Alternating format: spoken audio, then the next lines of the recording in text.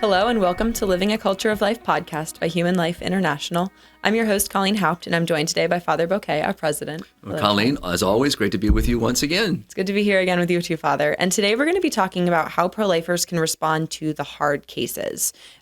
These are the cases like rape and incest, or when a child has disabilities, or when the mother's life is threatened by a pregnancy. How can pro-lifers respond to those situations in a way that affirms both the life of the child, but also helps the mother?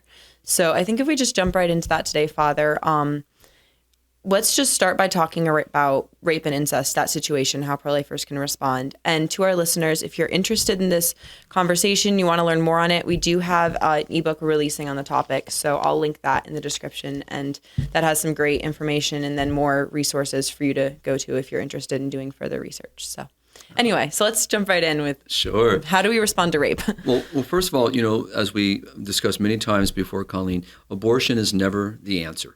That's the first thing in every approach to each of these situations, because what happens is people try to draw us into the circumstance, into the situation that is very real. There are real circumstances that are affecting life, and life can be sometimes very difficult and can be somewhat messy because of the actions of either the individual or sometimes actions of others.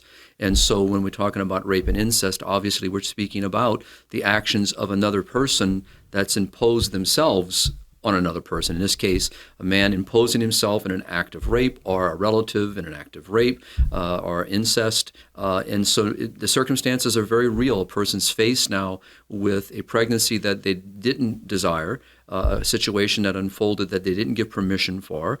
There was no freedom in their act of giving permission for this to occur. And so now the consequence, not only of the trauma, the psychological difficulties and everything that goes with it, but also the very fact that now she is with child. And so what do we do? So that's why the first statement is always important. Abortion is not the answer. So the circumstance is what we have to respond to. And so the way to respond is, first of all, to be supportive of the person in need. Not supportive of their decision for abortion, but supportive of their need. Their need is very real. And what they're feeling, the emotion, the psychological trauma, the physical trauma is very real. And sometimes it's very difficult for them even to articulate.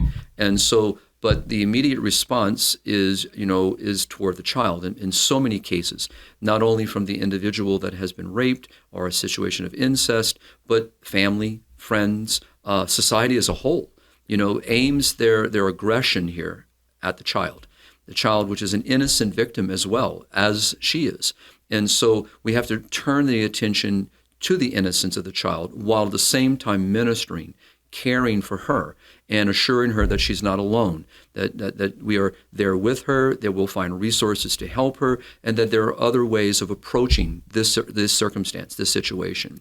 And so that's the first thing to do is, again, speak directly to it. Do not get into the narrative.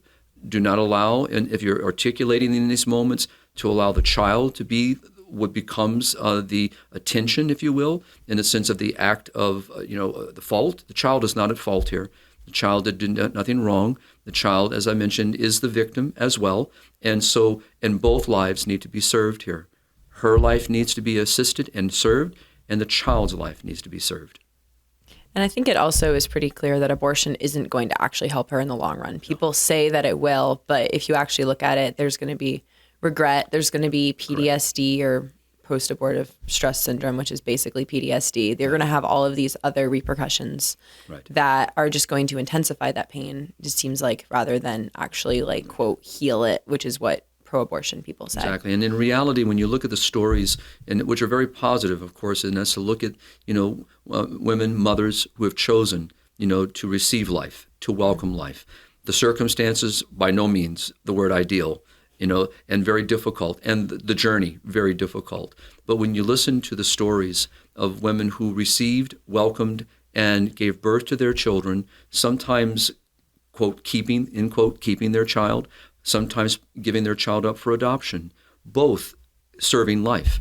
And you hear the stories of gratitude, appreciation, thankfulness. Obviously not thankful for how, but the thankfulness for the gift that the child is, and thankfulness for what the child brings.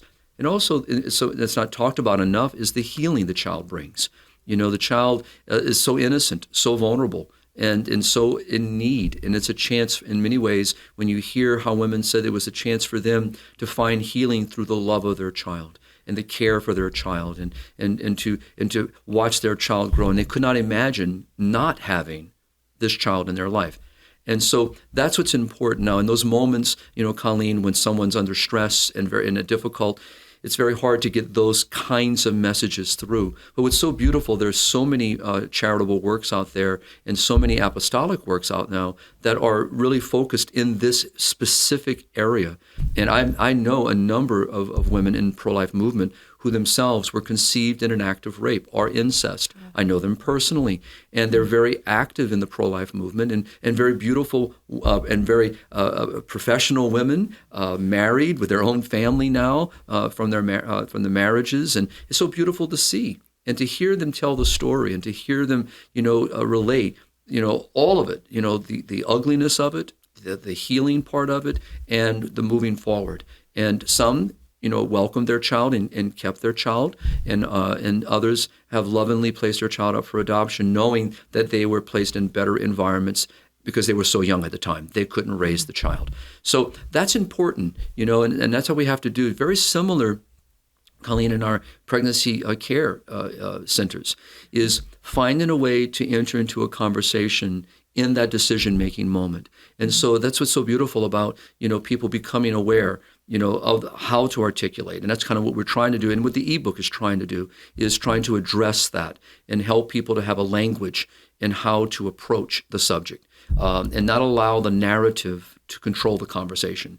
Because we are dealing with human life. We're dealing with an innocent human life. We're dealing with two people that need to be served, two people in need, and both have very distinctive needs in this given moment.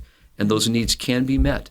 And as you said, very true, when you hear the difficulties of the long-term consequences. So whether a person chooses, thinking that it's the answer, that abortion is going to resolve this issue, and those who choose abortion for other reasons, the end result is the same. The scars, the wounds, the psychological problems, all the very dynamics that they thought would be resolved, quote unquote, by an abortion did not resolve their issues. Mm-hmm. Well, so moving on to the next part then, how can we respond to people that think that abortion should be allowed for fetal abnormalities? Because I know that's a big one when it comes to incest, is people say, oh, well, the child they might have like fetal issues because it was within the family. So that kind of falls under this. But then also other things like trisomy 18 or Down syndrome or other quote unquote issues that, they are issues, but they don't obviously detract from the value of the human life. But how do we respond to those situations? And what you just said, that's all, again, the starting point. That whether a person at their stage of life, early development, whether they are in a particular situation of a genetic abnormality or some issue that is happening within the womb that is unfolding, again, the dignity of this life does not change. And the responsibility of serving both lives, again, remains. So it's always important to keep this basic principle running through each way we face each of these situations. As we said in the very beginning, abortion is never the answer. It is never justifiable. So there are circumstances that impact life. And so we have to address the circumstance. So in this situation, we're dealing with a child that has been diagnosed within the womb with some type of maybe a genetic abnormality, a physical abnormality, whatever may be happening. But the dignity in the life of the child does not change. And so there is great technology today in medicine being able to address some of these issues within the womb and resolve some of those concerns that are there. For those situations that are not able to be addressed directly, within the womb, then we have to keep the same language. That even if we had a staff member here, Colleen, that had a granddaughter, and when the son and the daughter-in-law were pregnant with this particular child, I forget how many children they had at the time, and and that's why I don't know the number, but in a sense, the doctor, there was a genetic abnormality that was very clear, very discernible, from all the testing, everything was pointed in that direction that the child would not survive after birth. And so obviously, tragically, the doctors were pushing the young couple toward an abortion, a termination of the pregnancy, as they would like to say in the terminology. And of course, the couple said, absolutely not.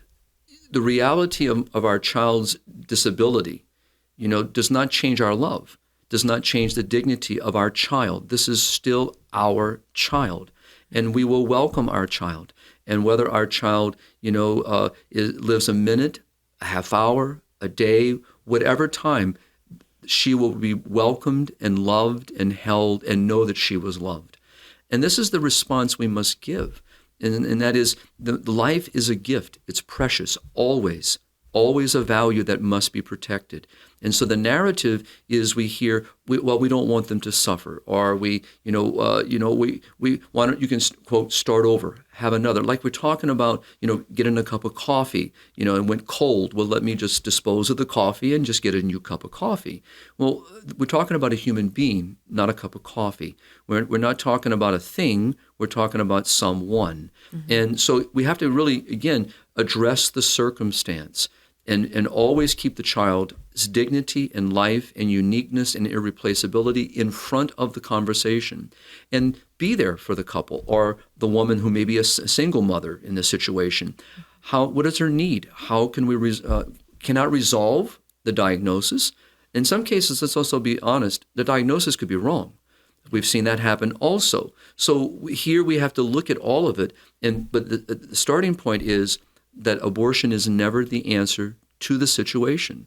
The answer is welcome the child, love the child. And as we know from many, many stories with children born with disabilities or difficulties of life, are precious, wonderful, human beings, and they bring such a life to a family. They bring such an opportunity to a family. And as we've heard many stories, about, we had our daughter for 6 years, but she changed our lives so much. She brought such joy. Our son lived to be, 15. I have an uncle, that's now in his late 70s, that in today's climate, my grandfather would have been probably very much pressured, to have an abortion.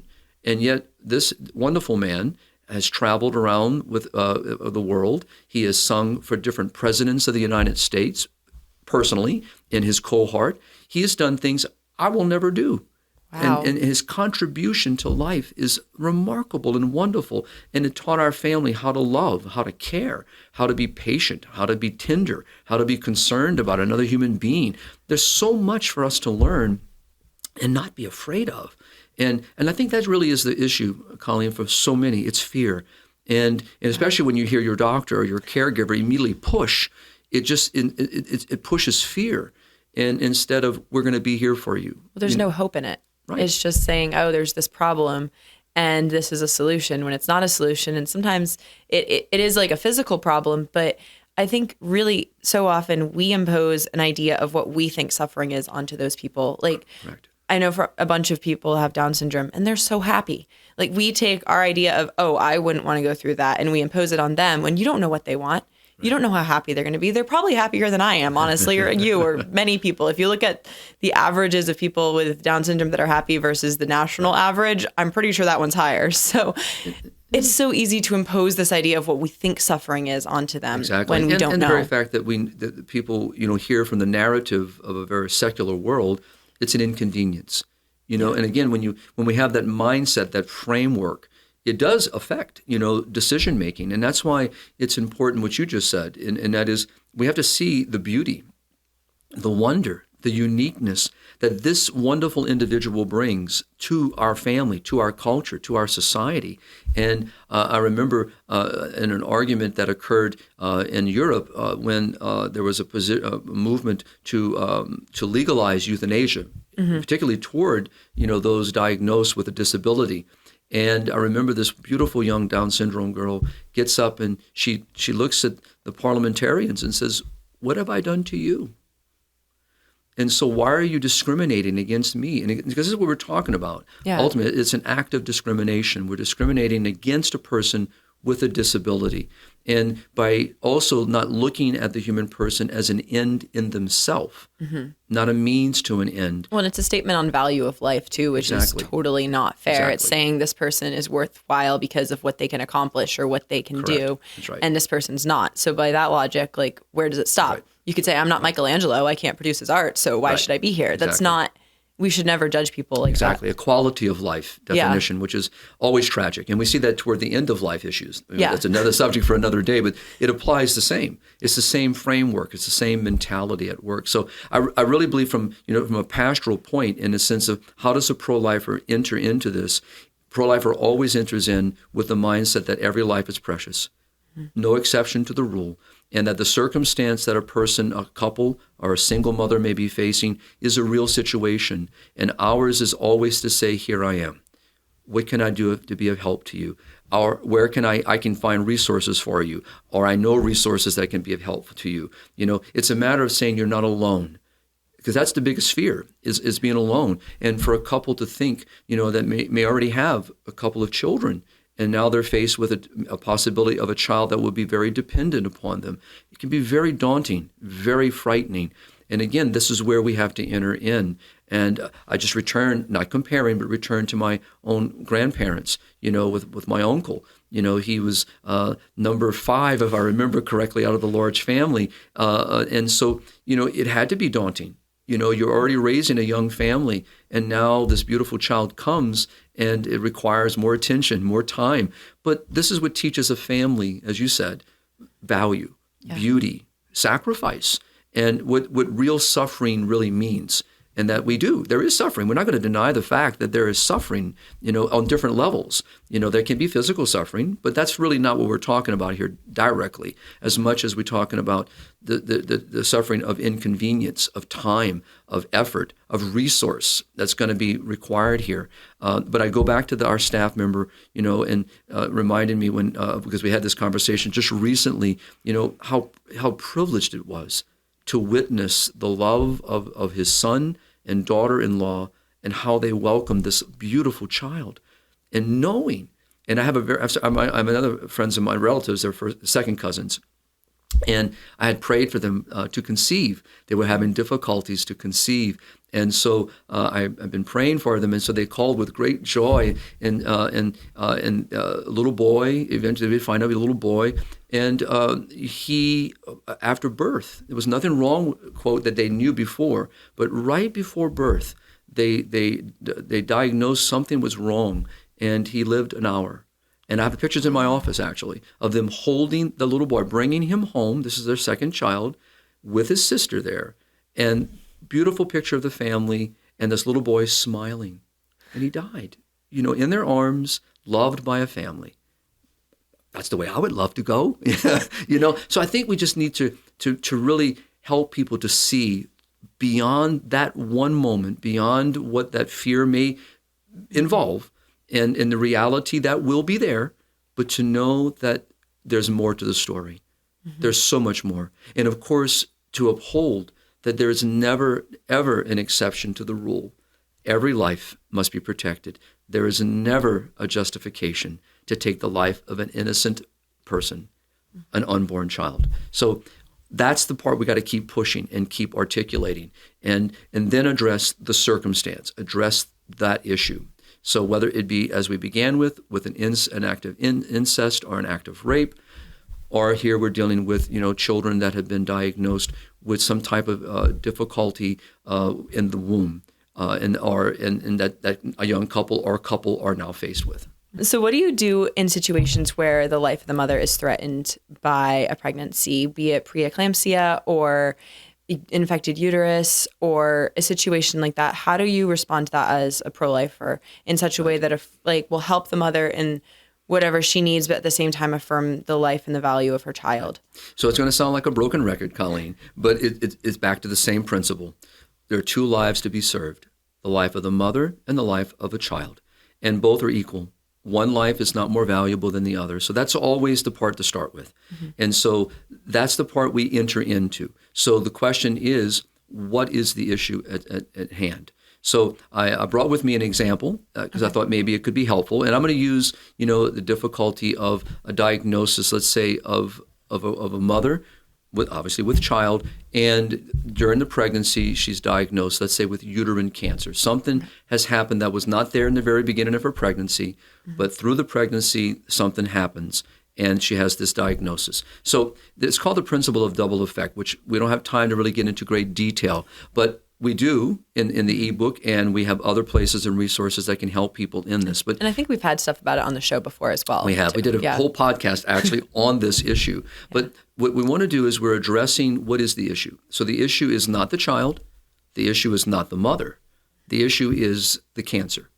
And so obviously it is the cancer that we must address. It is where our attention should be placed.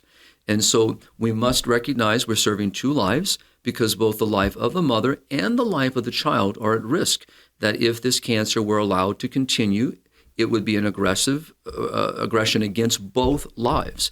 So from anyone working in healthcare, including a mother, a dad, the family, is what are our options in the sense of how do we address the cancer? What do we do? And there could be a way to mitigate, depends on, for example, let's say the doctor says that the cancer is non-treatable as long as she is with child. So what do we do in that situation? So the first question could be, Colleen, is let's ask a question. How far along is the child in its development? Are we nearing a place of viability? And we've come a long way in our medical technology to be able to address this and to be able to support life and to assist life, in this kind of situation. And so let's just say that in this particular situation that the baby is not near viability and that there is nothing we could do. The cancer is very aggressive and it's continuing to grow rapidly. So we know that we can't even attempt anything to mitigate it. And so what do we do? We have to address the cancer. And so using the principle of double effect, we have an intention and then we have a foreseeable consequence.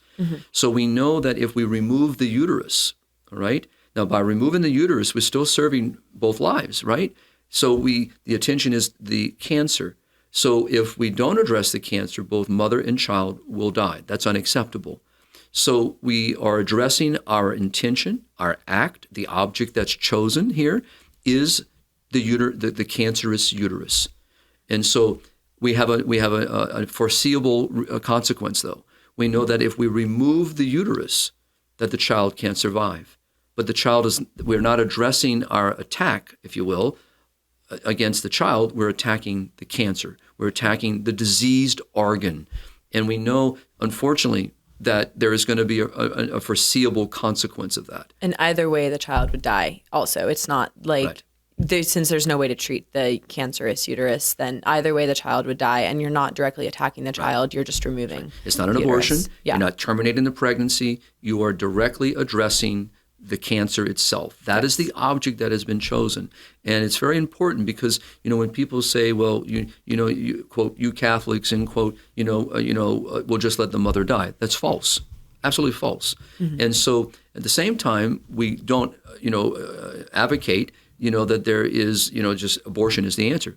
There's never a justification for abortion. This would not be an abortion. Yeah. And that's why it's important, for families to pause.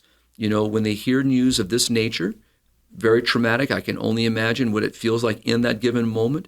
Pause. Make no decision. Decision is you need to talk to someone.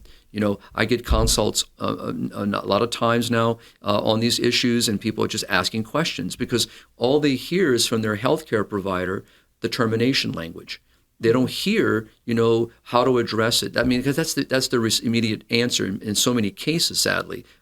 Let's terminate the pregnancy, and we'll try again. Now, obviously, if we remove the uterus, she cannot be conceived again. But that's another circumstance of what I'm talking about. So by pausing, it allows the couple, to ask very important questions. Is there a moral path forward? Is there a means forward that respects life of both child and mother? That our intention and the object chosen is not intrinsically evil. To take the life of a child through an act of aggression in this nature is an intrinsic evil. You cannot for abortion. Yeah. Cannot assault the child, And so this is why it's important, to speak to people in these kinds of matters and to help healthcare workers too. I've been in many situations where even healthcare workers, are looking for, a path forward. How? Because there are so many circumstances in life that happen that are not textbook cases, and so they've got to look at how the principle applies. And in that case, the removing of a cancerous uterus would be the last resort, right? Like if there is any possible way of dealing with it. Absolutely. Otherwise, that would allow the child to live and be able to deal with the cancer. That would be done first. And this was only if there's absolutely no other options. Thank you for saying that. And it's very important because it really needs to be a proportionate response. Mm-hmm. And that's why you must strive to employ other means, other methods forward, and this would be, obviously our last resort. Mm-hmm. And so, but it's good for people to be familiar with it. And so it's called the principle of double effect.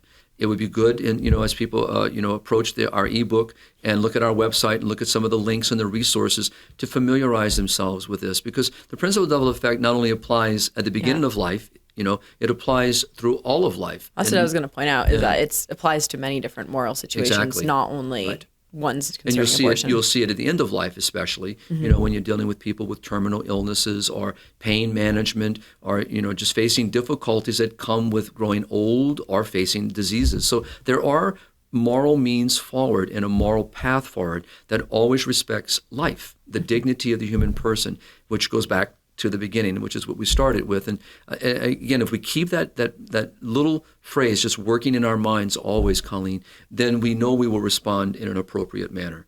And I just think that a lot of times, because of the circumstances, the emotions that are attached with it, the fears that come along with it, and a lot of unknowns, and sadly, because some people are very aggressive in their mindset of pushing abortion as, quote unquote, an answer to the dilemma, that people just think that is the answer. That is the path forward.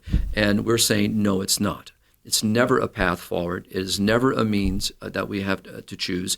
And that if we pause, take a breath, and then think it through, and then find people like ourselves and many other great pro-life people out there in healthcare, working in the pro-life movement. There's so many wonderful people out there who have been down these pathways, who can share their stories, share their experience, have the skills, have the resources that are available to people. And that's what the pause means, is not to react. Mm-hmm.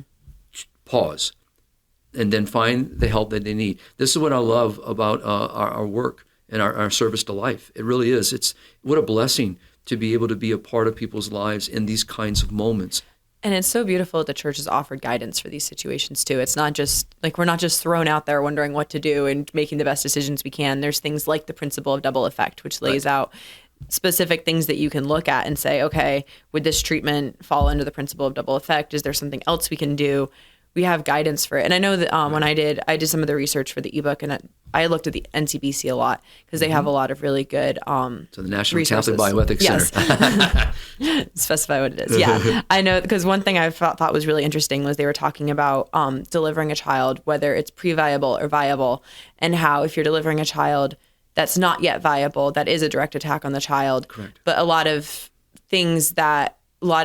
circumstances, I guess, or not diseases. You know what I'm saying? Mm-hmm, sure. A lot of the circumstances that would come up that would require delivery of a child early can be held off until the child's viable. And so you treat it with medication until I think it's around 24 weeks. And then once the child can be delivered and survive with a degree of a pretty high percentage of survival, then you can deliver the child and early so that you can treat the other underlying condition. Colleen. I think it's important because, again, why? We still have the same principle. There are two lives here. Yeah. And both have to be served. And that's why I keep playing that record over, because it's important to remember both lives have to be served. So I cannot act on one's behalf and disregard the other life. Mm-hmm. I have to treat, in all actions, serve both. So any act that is chosen has to be weighed through both those realities, her life and the child's life. And so this is what's so important. And so if I place the child's life in great harm, all right, So this is what you're talking about. So this is why it's important, to lead people, to keep reading, learning, so they can be familiar with how to approach such a situation. And the realization is that, we don't want the best place for a child to grow and develop is in his or her mother's womb. Yes. That is the place. And it's a safe place, and it's a place under normal circumstances that truly is the best place for this child to grow and to mature, to move toward being born. But there are those circumstances where things occur, accidents occur, situations occur, where that ideal development of time is not available. How do we address it? And how do we serve both lives? And so, again, the technology, I want to just say, again, what a blessing today to have the technology in medicine that we have that continues to advance in this regard. If 10 years ago, we would not be having a question of when viability at 24, 22, 23, 25 weeks. It had been much earlier. And the more that we go forward... Much later. I'm sorry, yeah, much later, backwards. In other words, we would have been, we wouldn't be at this stage where we can say, at 23, 24 weeks, we can actually deliver a child early and be able to care for this child, and this child would survive. Or have a high likelihood of survival. Yeah. And so, but prior to that, it had been much later. But as the technology continues to improve, our understanding of the human person continues to grow, we'll be able to address even, children in, earlier stages of development. And I'm confident I've seen literature on this. So I know it's out there. We just need time. So, but right now we know where we are. We know what our limits are, and we know the principles. And if we apply the principles, know our limitations, then our decisions, and that's what I also love to, and just let me pause there. It is a case by case. The principles remain the same, always. They don't change. But each case, that's why you have to look at each case and evaluate each case, understand that dilemma, and be able then to respond through those principles to that situation. It's like there's some things that are always going to be wrong and some things that are always going to be right. But then how those specific, the principles apply. Correct. The principle of double effect applies to a specific situation is going to vary case by case. Correct. So abortion is an intrinsic evil. Yes. Always wrong. Always wrong. Can never be chosen. So it goes back to our beginning. So with that understanding, then that's not my option. So in the situations that we've been talking about, so what else can I do, doctor? What are my other options? And that's where the conversation has to be. And that's why back to the support. And what's unfortunate, Colleen, in the mindset of our country today and so much of the Western world, I would say the whole world, but especially in the Western world, is abortion is the path forward. It solves the problem. And it's not. Wrong. And so this is what we're up against. And because this is what people hear, this is how, sadly, many in healthcare approach. This is how many families even respond to their daughters and their sons in situations like that. That's the first thing out of their mind, out of their mouth. This is the challenge before us as pro-lifers. I think, we have to address what we're doing and what the purpose of our ebook is, education, formation. But I would also say that for all of us in our movement is to continue to educate people, and because we have to change minds and hearts. And we have to eradicate from people's minds, Colleen, that abortion is an answer. Never is it an answer. We have to eradicate that. Yeah. And then once we achieve that end, then we can achieve the goals that we've been advancing. So, well, and that was one of the reasons I wanted to talk about these on the show, because those situations are all so charged with emotion that I think pro-lifers sometimes get like the deer in the headlights of like, oh, well, I know that abortion's wrong, but this is a case of rape. What do I do? Like, this is a emotional situation. What do I say? And that's why I really wanted to talk about it, so that there is a guidance for pro-lifers being able to respond either to the argument or to specific situations where they encounter it, because there's so much emotion that you need some kind of facts to come back onto, some kind of principles to be able to rely on, so you're not just... And it's reasonable. It's rational. And it's not based on an emotion. Our emotion is our empathy, our sympathy, our concern for other human beings. And we want what is good for our neighbor. We want that. And that's where we start. And so we can empathize. We can have sympathy for their situation. But the answer is never the assault on the innocent human life of the child. Sympathy for both situations, both the mother and the child. Exactly. So, and that's I think our challenge in our culture. Is that, and that's what John Paul talked about in Evangelium Vitae. That's what we hear Pope Francis talking about today with regard to neighbor. And we need to really, who is my neighbor? Yeah. It's everyone. And our most vulnerable neighbor is the unborn child. And our elderly and our handicapped and our disabled and so forth. But we know that our most weakest and most vulnerable is one who cannot defend themselves from anyone, and that is the unborn. So that's my neighbor. So this is why it's important for us to keep, as pro-lifers, keep moving forward. Don't be afraid of the circumstances and the difficulties. Don't be afraid of what we call, and they use called hard cases. They're cases that are like that deal with human beings, and that's where our start is. And and if we look at every opportunity is to support life, then the hard case disappears. Yeah. Now, what it is a person in need. What can I do to help? How can I be there for you? What can we do to help you? That needs to be the response. And I'm hoping, and we've come a long way on that. We really have, really have. And I'm very, very proud of our movement and very proud of the stance that we've taken in this regard. And I look forward, to what moves forward. The challenges are still there because life is filled with difficulties and it can be somewhat messy. And so we're going to continue to have this, but by forming people, educating people, Colleen, guiding them and giving them the means to be able to respond, we will continue to whittle more and more on this and get it down where it becomes so not even a thought, to people anymore. That this is like that young couple. This is our baby.